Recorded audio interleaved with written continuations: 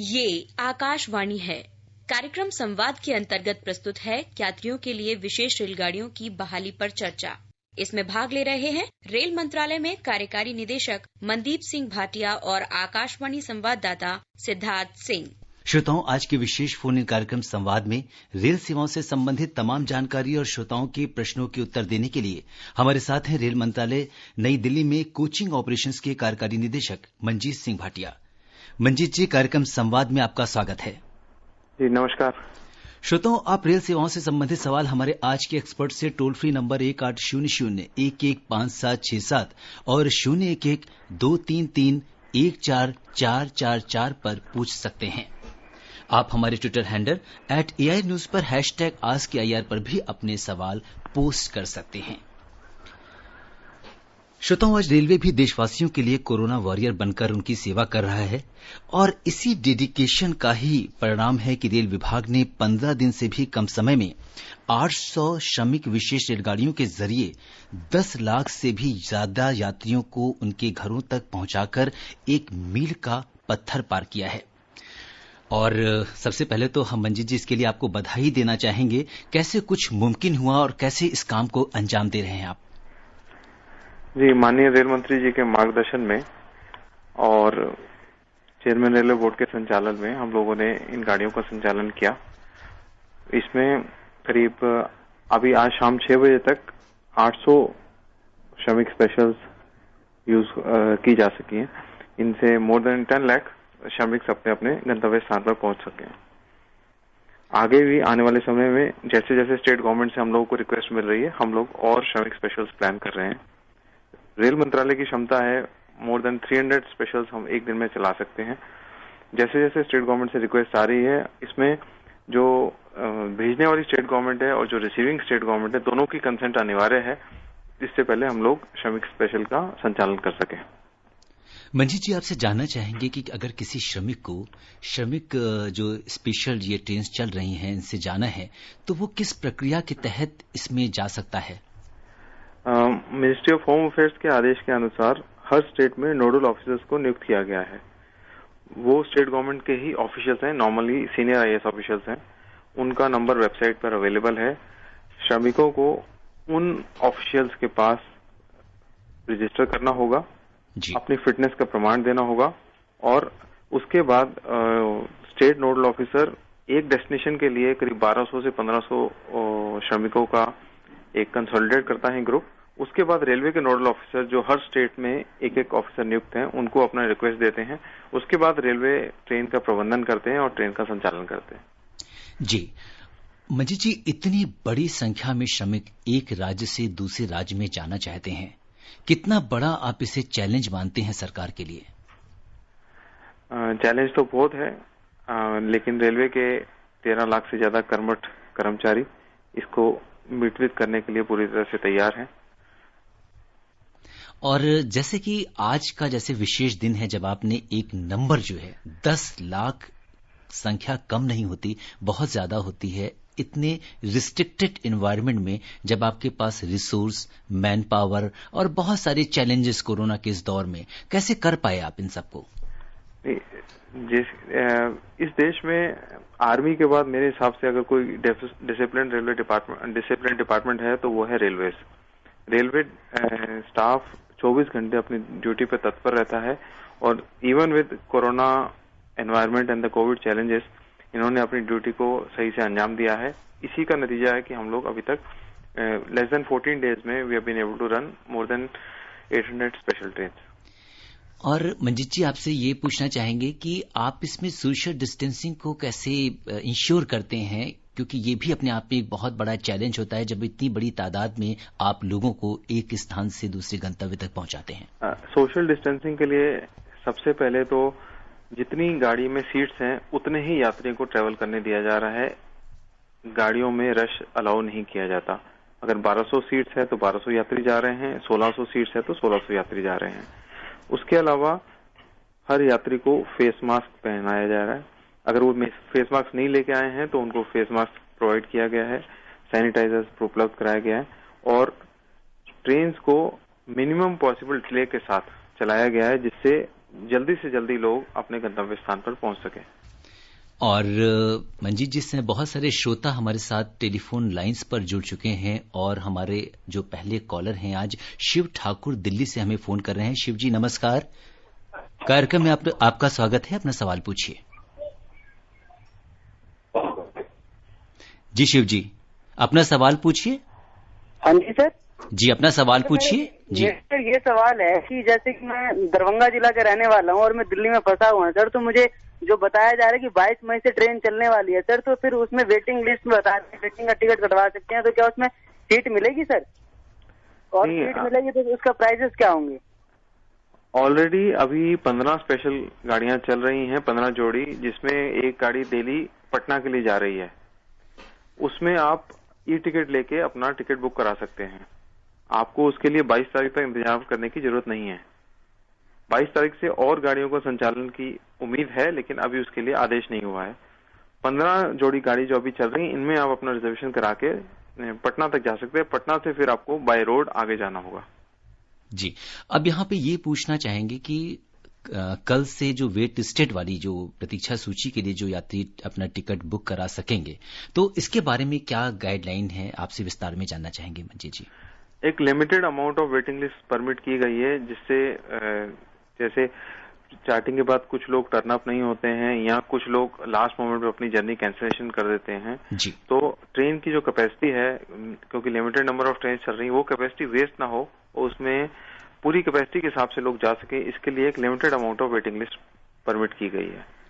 तो जिस तरीके से वेट लिस्टेड टिकट होंगे, तो क्या आरएसी टिकट भी जारी किए जाएंगे? नहीं, आरएसी टिकट जारी नहीं किए जा रहे। ओके। आरएसी टिकट में क्योंकि एक सीट पे 2 आदमी रहते हैं, फिर उसमें सोशल डिस्टेंसिंग वायलेट होता है, इसलिए आरएसी टिकट जारी नहीं किए जाएंगे।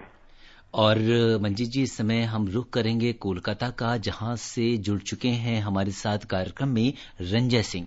हेलो रंजय जी नमस्कार, कार्यक्रम में आपका स्वागत है। नमस्कार सर, मैं रंजय सिंह कोलकाता आनंदपुर रूबी हॉस्पिटल के पास से बोल रहा हूँ सर। जी मंजीत जी आपके सवाल का उत्तर देने के लिए हमारे साथ मौजूद हैं। मैं पूछना चाहता हूँ कि रेलवे जब लोकल ट्रेन चलाएगी तो वो लोकल ट्रेन कैसे मेंटेन करेगी और सोशल डिस्टेंसिंग, और कब से चलेगी कोलकाता में? देखिए अभी लॉकडाउन 17 मई तक है। 17 मई तक लॉकडाउन में कोई भी लोकल ट्रेन का संचालन की अनुमति नहीं है। जैसे लोकल ट्रेन संचालन की अनुमति मिनिस्ट्री ऑफ होम अफेयर से मिलेगी तो हम लोग उसके लिए अपना प्रोटोकॉल डिजाइन करके उसमें सोशल डिस्टेंसिंग इंश्योर करेंगे।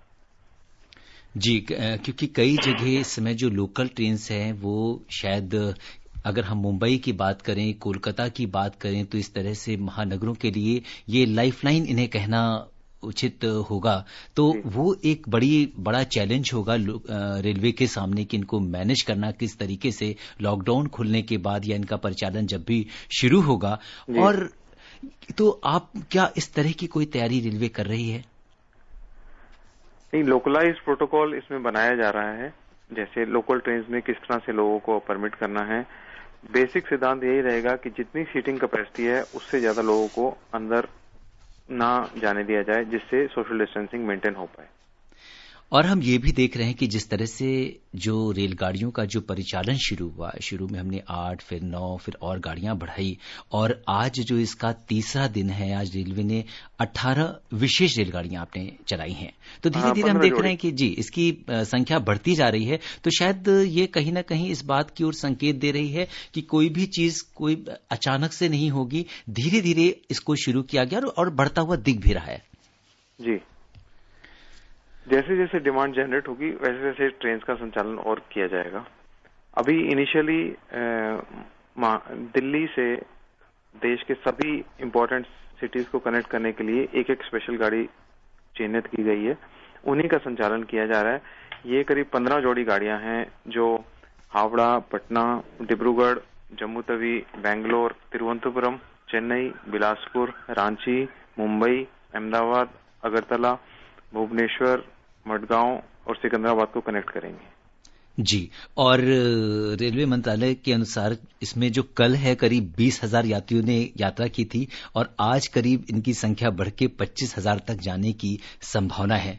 तो ये भी अपने आप में एक ये आंकड़े दर्शाते हैं कि रेलवे अपना पूरा प्रयास कर रहा है कि किसी तरह से लोग जो फंसे हुए हैं एक जगह पर, लॉकडाउन में एक जगह पे, तो उनको उनके डेस्टिनेशन तक पहुंचाने के लिए वो हर संभव सहायता करे। और अब तक 2,34,000 से अधिक यात्री अपनी टिकट्स जो हैं वो बुक करा चुके हैं।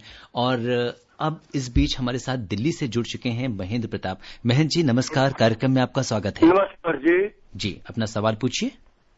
मेरा सवाल यह है कि मैं एक ब्लाइंड आदमी हूँ जी, और दिल्ली से अमृतसर जाना चाहता हूँ क्योंकि शताब्दी से, और मुझे बताइए कि कंसेशन से कैसे बुक की जाएगी, क्या इसका कोई हेल्पलाइन नंबर है?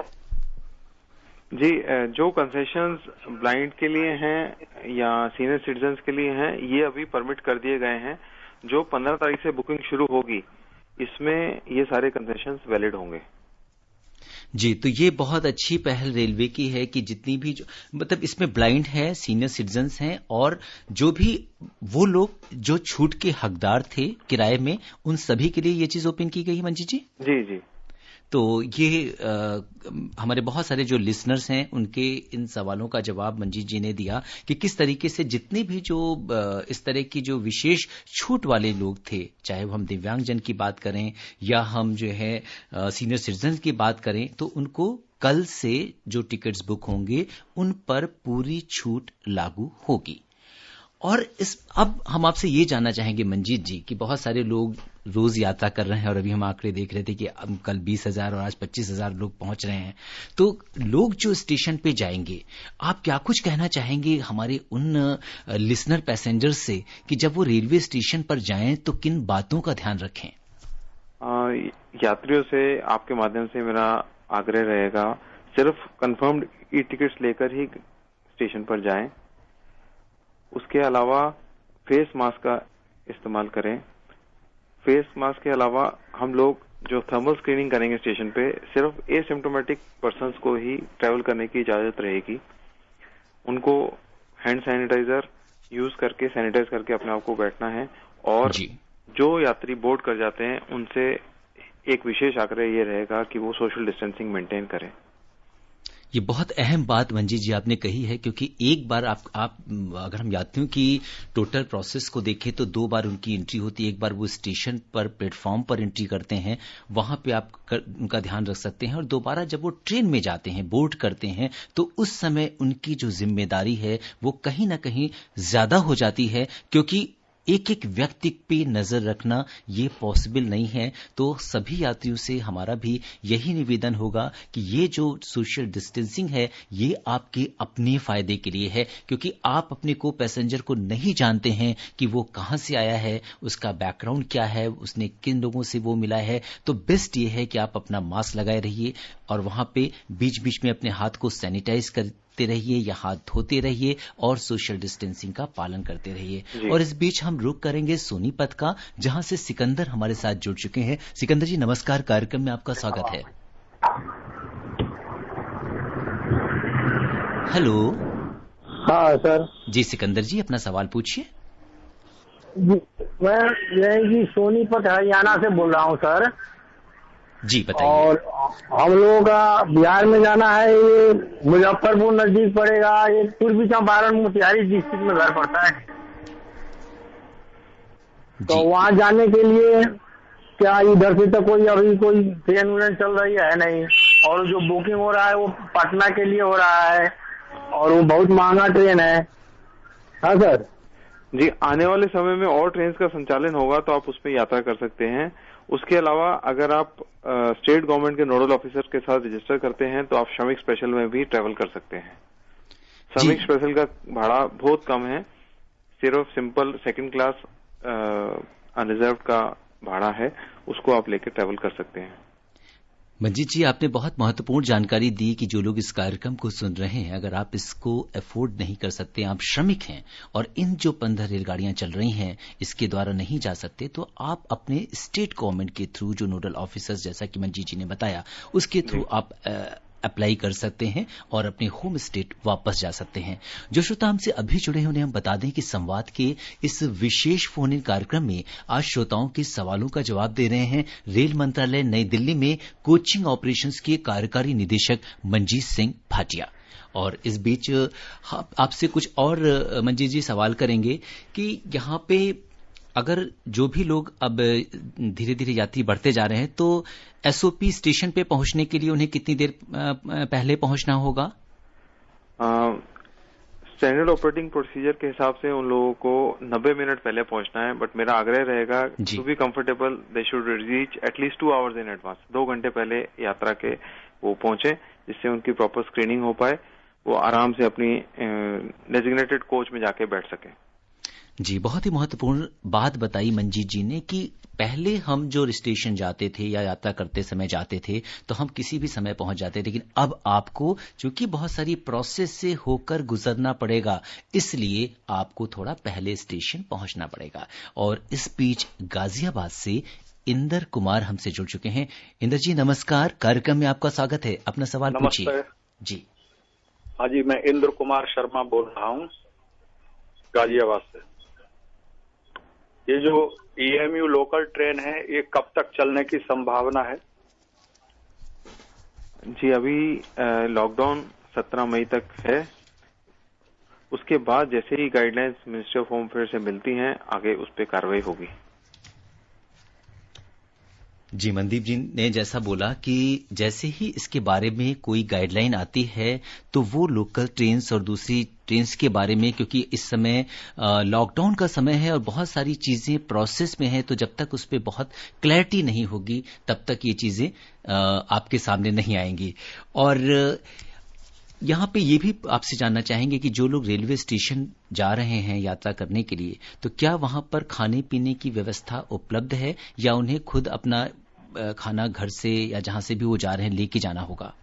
इनिशियली हम लोगों ने खाने पीने के स्टॉल्स को बंद रखा है, पर इन 15 जोड़ी गाड़ियों में ऑन पेमेंट पैकेज्ड फूड और package drinking water on payment उपलब्ध है, क्योंकि इसके चार्जेस हम लोगों ने टिकट में इंक्लूड नहीं किए हैं। जी, और ट्रेन के अंदर अगर हम बात करें तो ये तो प्लेटफॉर्म पे हो गई, और अगर ट्रेन के अंदर भी उन्हें कुछ खाने की जरूरत है तो क्या वहां पे पैंट्री कार्ड्स वगैरह अवेलेबल हैं? जी, पैंट्री है, लेकिन dry ready to eat food और package drinking water on payment available रहेगा ट्रेन के अंदर। उसके अलावा मैं आपके माध्यम से आग्रह करना चाहूंगा कि ट्रेन में लिनन ब्लैंकेट्स कर्टन्स प्रोवाइडेड नहीं है। आपको अपनी चादर, अपनी लिनन साथ लेके चलना है, ये संक्रमण कम करने के लिए, जिससे आपको कभी असुविधा ना हो। आप अपना चादर, अपना तकिया साथ लेके चलें। बहुत ही महत्वपूर्ण बात मंजीत जी आपने बताई कि किस तरीके से अगर आपको जाना है तो वो चीजें आप अपने साथ लेके जाएंगे। और इस बीच दिल्ली से राजेंद्र जी हमारे साथ जुड़ गए हैं। हेलो। हाँ जी सर। जी राजेंद्र जी, जल्दी से अपना सवाल पूछिए। सर, मेरे को अयोध्या जाना है। मैंने जन सुनवाई केंद्र पे पोर्टल पे रजिस्ट्रेशन करवाया था, उसके बावजूद भी कहीं मेरे को रजिस्ट्रेशन करवाना पड़ेगा सर? जी मनदीप जी, स्टेट नोडल ऑफिसर्स के पास आपको रजिस्ट्रेशन कराना है। और जैसे आपने अयोध्या के लिए रजिस्टर कराया, अब ट्रेन जो है मिनिमम 1200 से 1500 यात्रियों के लिए चलती है। तो जैसे इनको अयोध्या या अयोध्या के आसपास के करीब 1000 से ऊपर यात्री उपलब्ध हो जाते हैं, उसके बाद आपकी स्टेट गवर्नमेंट रेलवे को रिक्वेस्ट देगी एक ट्रेन उपलब्ध कराने के लिए, जो हम उपलब्ध कराएंगे। जी, और मनदीप जी, रेलवे का एक नया रूप हम देख रहे हैं और हम अपने बुलेटिन्स में और खबरों में भी रोज ये पढ़ते हैं कि किस तरह से रेलवे आरपीएफ और जो आईआरसीटीसी के साथ मिलके बहुत सारे जरूरतमंद लोगों को भोजन के पैकेट्स उपलब्ध करा रही है, उनकी एक इस तरीके से सेवा कर रही है। क्योंकि कोरोना के इस दौर में लोगों ने, जैसे कहते हैं कि बियॉन्ड जाकर, क्योंकि अभी तक पैसेंजर्स की सेवा करना था, लेकिन हमने दिल्ली में देखा कि डिफरेंट इलाकों में किस तरह से रेलवे के वॉरियर्स ने लोगों को इस तरह के भोजन के पैकेट्स बांटे। तो क्या आप, ये कैसा इनिशिएटिव है और किस तरह से आप लोगों की सहायता कर रहे हैं? नहीं, माननीय रेल मंत्री जी के निर्देशन में ये इनिशिएटिव लिया गया, जिससे जरूरतमंद लोगों को हम लोग फ्री फूड उपलब्ध करा पाए। इसमें आईआरसीटीसी का और रेलवे प्रोटेक्शन फोर्स का और वाणिज्य विभाग का विशेष योगदान रहा है। जी, और यहाँ पे अब एक बात और आती है कि रेलवे ने अपनी रिफंड पॉलिसी के बारे में क्या कुछ है? क्योंकि लोगों ने जो पहले से अपने टिकट रिजर्व करा लिए थे और लॉकडाउन के बीच में वो फंस गए, तो अब उनकी रिफंड पॉलिसी नई क्या होगी?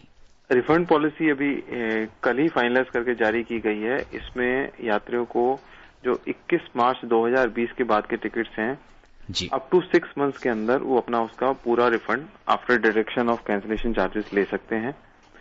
उसके लिए जिनके पास काउंटर टिकट है, जो पीआरएस काउंटर से लिया गया, उसका कैंसिलेशन वो लोग 139 की ऊपर कर सकते हैं, जो कॉल सेंटर है, या वेबसाइट पे जाके भी कर सकते हैं जी। अदरवाइज वो जब काउंटर खुलते हैं उन पे जाके भी अपना रिफंड अप्लाई कर सकते हैं। रिफंड अप्लाई करने में अगर ट्रेन अगर ई टिकट है आपका, तो टिकट ऑटोमेटिकली आपका रिफंड होके पैसा आपके खाते में क्रेडिट हो जाएगा। जिनके पास फिजिकल टिकट है उनको टिकट डिपॉजिट रिसिप्ट, जो nearest chief commercial officer refund या चीफ क्लेम्स ऑफिसर का जो ऑफिस है वहां पर बाय पोस्ट भेजना होगा। उसके बाद प्रोसेसिंग करके वो रिफंड उनके खाते में अपने आप पहुंच जाएगा। और मनदीप जी, अगर कोई यात्री ऐसा है जैसे वो उसके पास ई टिकट है और जैसा कि हमने कहा कि हम थर्मल स्क्रीनिंग करेंगे रेलवे स्टेशन पर किन्हीं कारणों की वजह से अगर उसका तापमान ज्यादा आ जाता है, वो यात्रा नहीं कर पाता है, तो उस केस में उसको क्या व्यवस्था है? जी हाँ, मनदीप जी से अभी हमारा संपर्क हो पाएगा। और यहाँ पे जैसा कि अभी वो बता रहे थे कि किस तरह से नई रिफंड पॉलिसी आई है, यहाँ पे आपको ये बता दें कि जितनी भी रेल की जो मेल ट्रेन हैं, एक्सप्रेस है, पैसेंजर है, उपनगरीय रेल सेवाएं, वो जो ये सेवाएं स्थगित रहेंगी। इन गाड़ियों में 30 जून 2020 तक आरक्षित किए गए सभी टिकटों के पूरे पैसे यात्रियों को वापस दिए जाएंगे। और मनदीप जी, यहाँ पे आपसे ये पूछना चाहेंगे कि जिन लोगों ने, अगर किसी का ई टिकट है और थर्मल स्क्रीनिंग के दौरान उसका टेम्परेचर ज्यादा आ जाता है और किसी कारणवश वो यात्रा नहीं कर पाता, तो ऐसे केसेस में हम क्या करते हैं? उसकी रिफंड पॉलिसी क्या है? कंफर्म टिकट अगर 24 घंटे के अंदर है तो उसमें रिफंड के जो नॉर्मल रूल्स हैं 50% अमाउंट उनको मिल जाएगा, 50% अमाउंट डिडक्ट हो जाएगा। मोर देन 24 आवर्स में करते हैं तो उसके रिफंड रूल्स अलग हैं, उसमें 75% तक रिफंड मिल जाएगा और मोर देन 48 आवर्स में 100% रिफंड मिल जाएगा। जी, हमारी चर्चा जारी रहेगी। और इस बीच दिल्ली से राम कुमार जी हमारे साथ जुड़ चुके हैं। हेलो राम कुमार जी, नमस्कार। कार्यक्रम में आपका स्वागत है, अपना सवाल पूछिए। सर, मैं जानना चाहता हूँ सर कि पटना तक ट्रेन जा रहा है बिहार के लिए, तो कटिहार कैसे, कब तक खुलेगा सर ट्रेन जाने के लिए कटिहार तक? नहीं, अभी इनिशियली 15 जोड़ी गाड़ी जो चलाई गई हैं, इनमें पटना की डायरेक्ट गाड़ी है और एक जो असम की डिब्रूगढ़ की गाड़ी है वो कटिहार होकर जा रही है। तो अगर आपको कटिहार जाना है तो आप इसके लिए डिब्रूगढ़ वाली गाड़ी के थ्रू ट्रेवल कर सकते हैं। जी, ऐसे बहुत सारे लोग जो फंसे हुए हैं इस समय लॉकडाउन के दौरान, तो ये आपकी आगे की रणनीति मनदीप जी क्या रहेगी? क्योंकि अभी इनिशियली हमने इतनी गाड़ियां चलाई हैं, लेकिन लोगों की जो संख्या है वो बहुत ज्यादा है और हम देखते हैं कि जैसे ही हम आईआरसीटीसी की साइट पे जाते हैं तो वहां पे बुकिंग के लिए एक बहुत होड़ मची हुई है। तो आगे हम किस तरीके से इसके ऊपर हमारी क्या पॉलिसी होगी? रेलवे फर्दर गाइडलाइंस का इंतजार कर रहा है। रेलवे के पास रेक्स उपलब्ध हैं, लोकोमोटिव्स उपलब्ध हैं, ट्रेन संचालन करने की क्षमता है। जैसे आगे गाइडलाइंस मिलती हैं और दिशा निर्देश प्राप्त होते हैं, उसके हिसाब से फिर फर्दर गाड़ियों का संचालन किया जाएगा। बिल्कुल। और इस बीच हम रुक करेंगे महाराष्ट्र का। नागपुर से हमारे साथ विजय जी जुड़ चुके हैं। विजय जी नमस्कार, कार्यक्रम में आपका स्वागत है। आप मनदीप जी से सवाल पूछिए। हेलो जी, बोलिए। सर जी नमस्ते। सर जी नमस्ते। सर जी, मैं ब्लाइंड पर्सन बोल रहा हूँ विजय जामगढ़े नागपुर से। जी सर जी, मेहरबानी करके मुझे इतना बताइए कि आपने सर अभी गाड़ियों में ऑनलाइन बुकिंग रखे सर जी, और सर हम लोग blind person Android phone use नहीं कर सकते सर, तो वो तो सर हम लोग के लिए कुछ प्रावधान है क्या सर? नहीं, आपके साथ कोई अटेंडेंट होंगे, नहीं तो फिर इसमें जो सॉफ्टवेयर रहता है फॉर हेल्पिंग द ब्लाइंड, उसको यूज करके आप टिकट बुक कर सकते हैं। अभी माफ कीजिएगा, मैंने कभी एंड्रॉइड फोन यूज ही नहीं किया। उसमें जॉर्ज सॉफ्टवेयर बोल के आता है जी, वो पूरा बोल के दिखाता है सर एंड्रॉइड मोबाइल में। अभी मेरा जो जिस मोबाइल से बात कर रहा हूँ ITL है, बोलने वाला है, सादा है, कीपैड वाला, एंड्रॉइड नहीं है। तो और एक तो अपने ना सर काउंटर बुकिंग नहीं है वहाँ पर, तो हम लोग को कहीं जाना है तो हम लोग के लिए कृपा करके अगर कुछ प्रावधान रखे ब्लाइंड पर्सन के लिए, ओनली फॉर ब्लाइंड पर्सन, तो सर आप लोगों की बड़ी मेहरबानी होगी। ठीक है, हम आपका जो रिक्वेस्ट है हम मंत्रालय में रखेंगे इसको, और फर्दर जो भी कार्रवाई होगी आपको सूचित करेंगे। जी मनदीप जी, आपने ये जानकारी दी कि किस तरह से अगर कोई ब्लाइंड है और उसको यात्रा करनी है तो स्पेशल सॉफ्टवेयर का भी प्रोविजन है। आप खुद भी टिकट बुक कर सकते हैं या इसके अलावा किसी के सहयोग से भी आप अपने टिकट को बुक कर सकते हैं और यात्रा कर सकते हैं।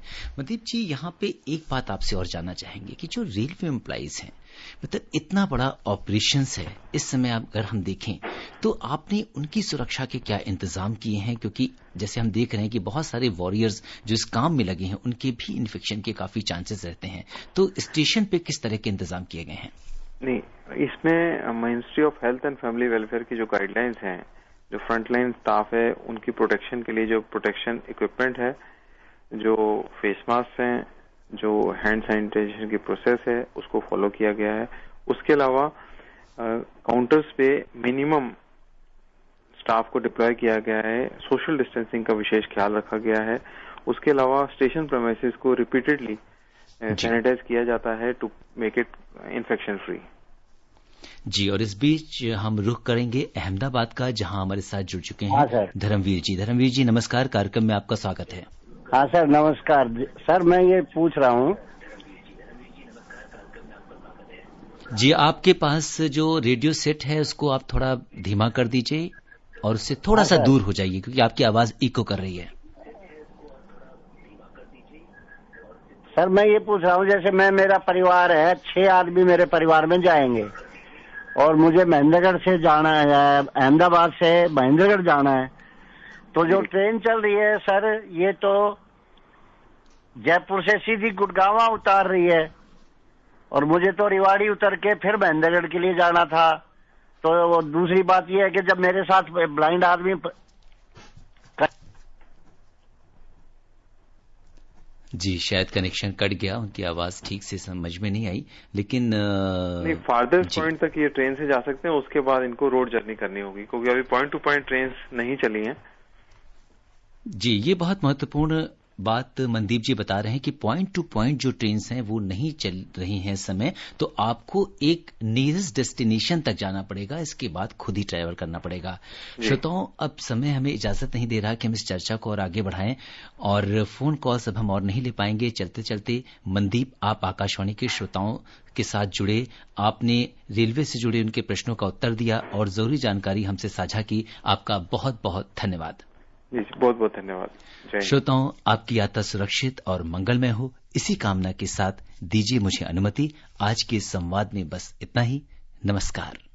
कार्यक्रम संवाद के अंतर्गत आप सुन रहे थे यात्रियों के लिए विशेष रेलगाड़ियों की बहाली पर चर्चा। इसमें भाग ले रहे थे रेल मंत्रालय में कार्यकारी निदेशक मनदीप सिंह भाटिया और आकाशवाणी संवाददाता सिद्धार्थ सिंह। ये कार्यक्रम आकाशवाणी के समाचार सेवा प्रभाग द्वारा प्रस्तुत किया गया। इसे आप हमारे mobile app news on AIR पर भी सुन सकते हैं। इस कार्यक्रम के संबंध में अपनी प्रतिक्रिया आप हमें ईमेल कर सकते हैं। पता है airnsdtalks@gmail.com। ये कार्यक्रम फिर से सुनने के लिए लॉग ऑन करें हमारी वेबसाइट newsonair.com।